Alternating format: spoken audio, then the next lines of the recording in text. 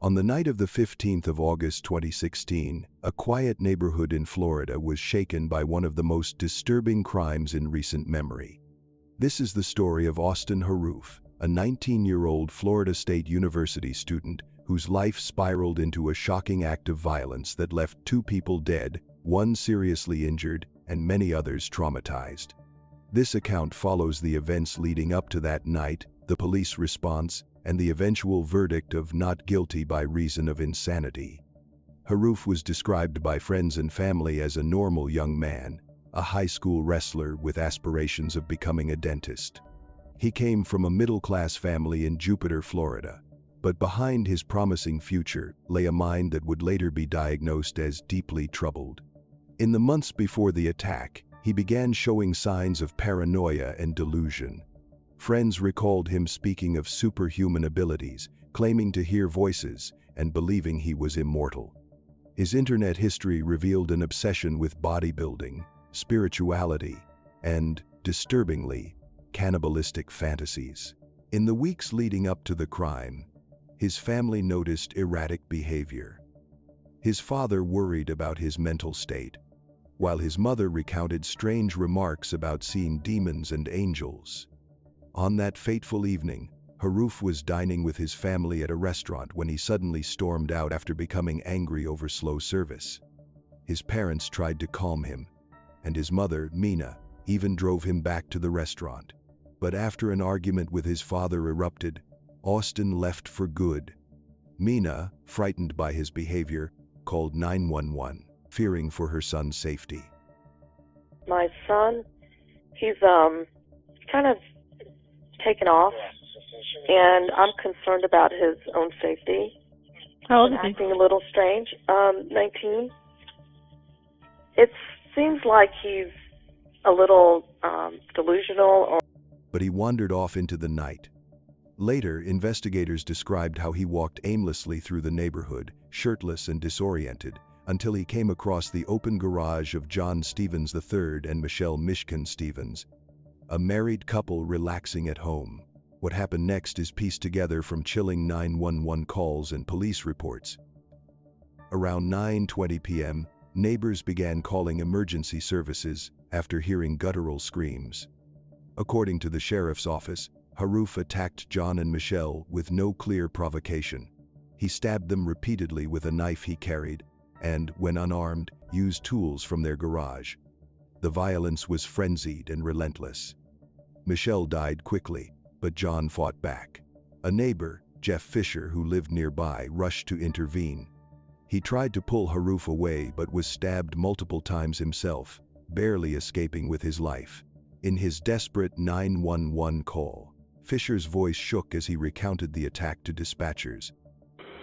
911, do you need fire, police, or medical? Police and medical. Young man beating up a woman across the street. Okay, are they outside or in a house? It's in a garage. I think he had a knife, but I'm not positive. Are either of them injured? Can you tell from? Deputies arrived within minutes. Their body cam recordings reveal a scene that would haunt even the most seasoned officers. Harrouff was crouched over John Stevens' body, growling and grunting like an animal.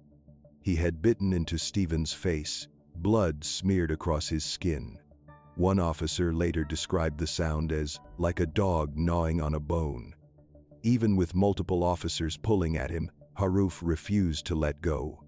The footage, later shown in court, captured the sheer chaos, flashlights sweeping across the blood-soaked garage, officers grunting as they wrestled with Harrouff, while his guttural, animal-like noises echoed through the night. Tasers had no effect. A police canine was brought in, biting Harrouff, but he still clung to Stevens's body. It took several deputies to finally subdue him, dragging him off the victim and pinning him to the ground. Harrouff's eyes were wide, his body slick with sweat and blood. "Help me. I ate something bad," he muttered, according to reports. Humans. Both John and Michelle Stevens were pronounced dead at the scene. Jeff Fisher survived but required emergency surgery for his wounds. For neighbors and first responders, The trauma would linger for years. Sheriff William Snyder told reporters it was among the most gruesome crime scenes he had ever witnessed. She got there, she realized that the offender was actually biting the victim in the face and causing what turned out to be some substantial trauma to his face from bite marks. That neighbor was reporting he had been assaulted, he had been stabbed already, and it was clear that after investigation he had gotten injured attempting to intervene in the assault that he saw taking place. She used her taser, shot the suspect with the taser. It did not work.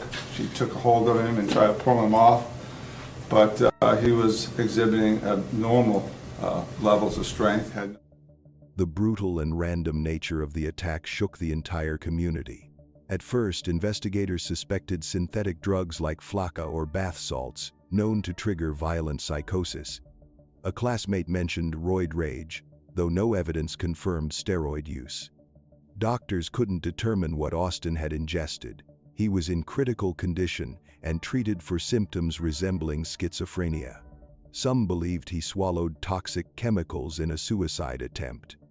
Austin later claimed he remembered nothing. His mother told 911 he was a little delusional. Schizophrenia often begins in young men, with warning signs like paranoia, emotional instability, neglect of hygiene, and hallucinations. Guys, I just want to let you know that I came to a realization of something. I no longer want to follow Arnold or any other bodybuilder. I want to follow myself, you know? I want to actually believe in myself. After recovering from his self-inflicted injuries, Austin Harrouff was moved to Martin County Jail to await trial. Toxicology results showed no synthetic drugs like flakka or bath salts, only THC and prescribed medications. This shifted the focus from drug use to untreated psychosis.